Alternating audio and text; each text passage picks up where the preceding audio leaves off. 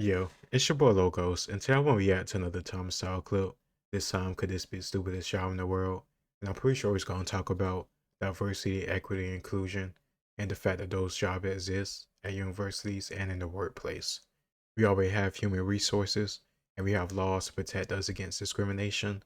So as far as I'm concerned, diversity training isn't necessary.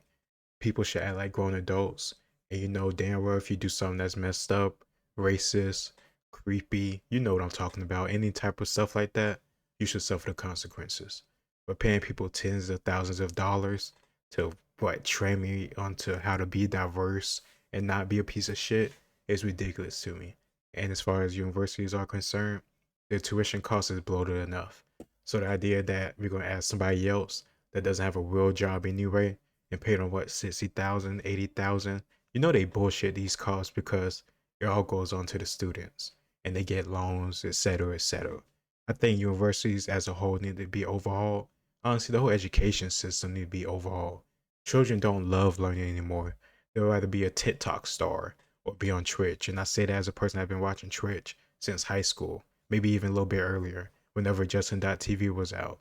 But even still, I still love learning the information more than TikTok dances or trying to be cool like my favorite streamer or whatever. I just care about the games. But nowadays, kids really don't care about education. They don't care about learning. And a big part of that is because of the system itself. Learning is so boring to kids now. It was boring to me growing up, but still I liked learning about history. I like challenging myself in math. I love to read and I always got books, so that helped me out. Not everybody is like that. Especially when you have boys that have so much energy, they're young. Trying to get them sitting still in the classroom is hard. If we revamp the education system like we need to because our children is the future, we'll be better off. Instead, we spend money on bullshit like missiles and stuff like that. And I support the military. I love the military. Multi-generational military family, that's where I come from. So it's nothing against the military. I just think if we're gonna have veterans put their lives on the line, they should be able to come back to this country and have a good way of life. We could put money towards fixing veteran homelessness, stuff like that. Also, their children, they should be educated well. They should be able to do the stuff they want to do. And if our society and educational system enforces that type of stuff, they'll be better off too. So I think it helps everybody. But I'm curious to see what Thomas Sowell got to say about it because he is an intellectual. He talk about this stuff a lot, and he actually talks about school choice a lot. So I'll probably do some videos on that pretty soon. But let's get into it.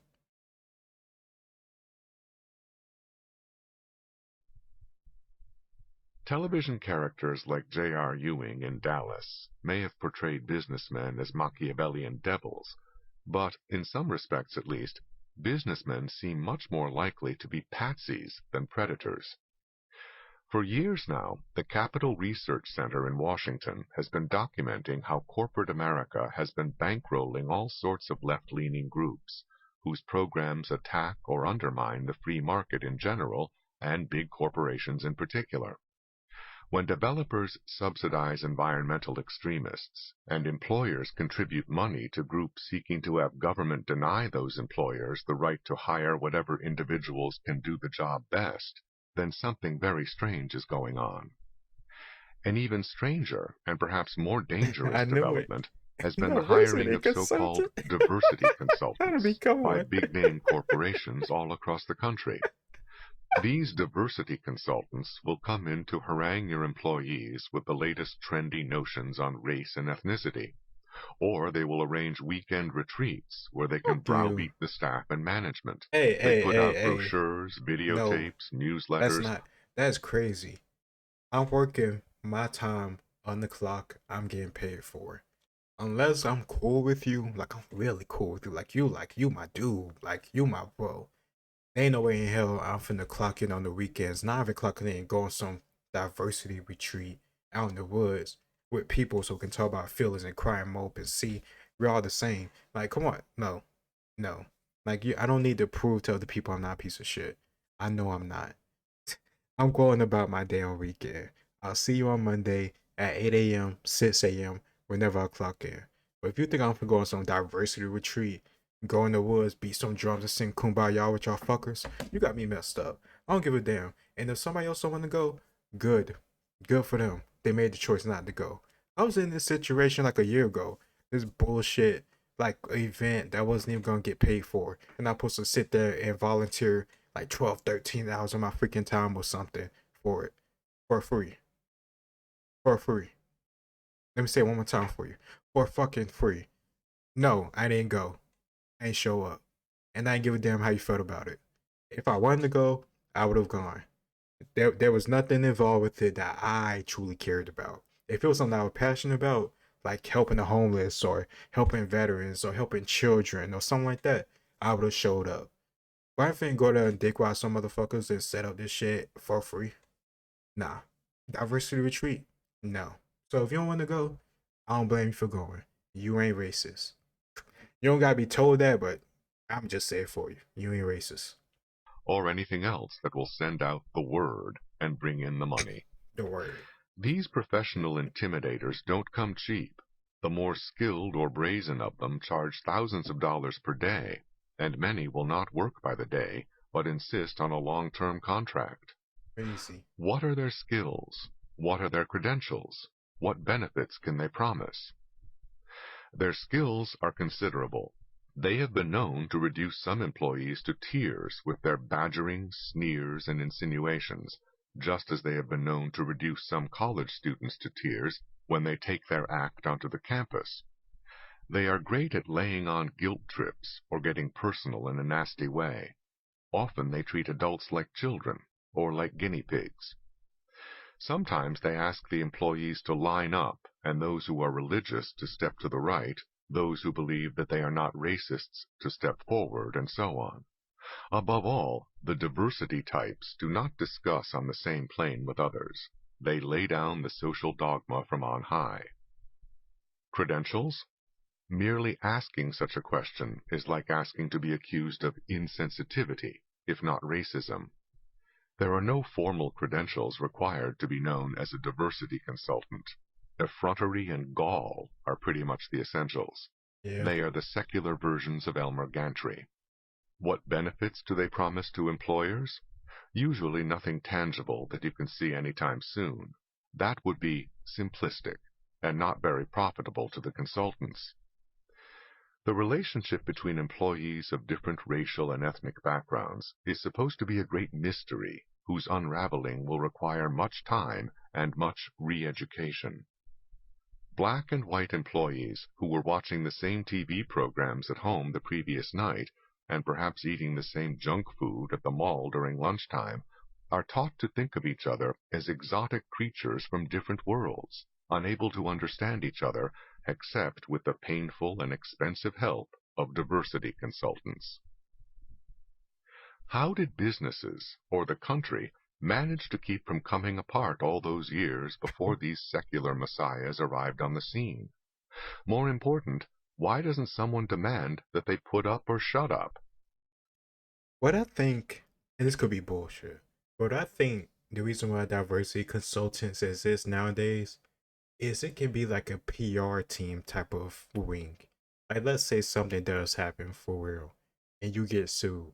Well, you can at least pull out your diversity consult that you already had on, I can't, retainer, yeah, retainer, just like a lawyer. Like they're just a bullshit lawyer. Well, not like a lawyer because lawyer actually know law.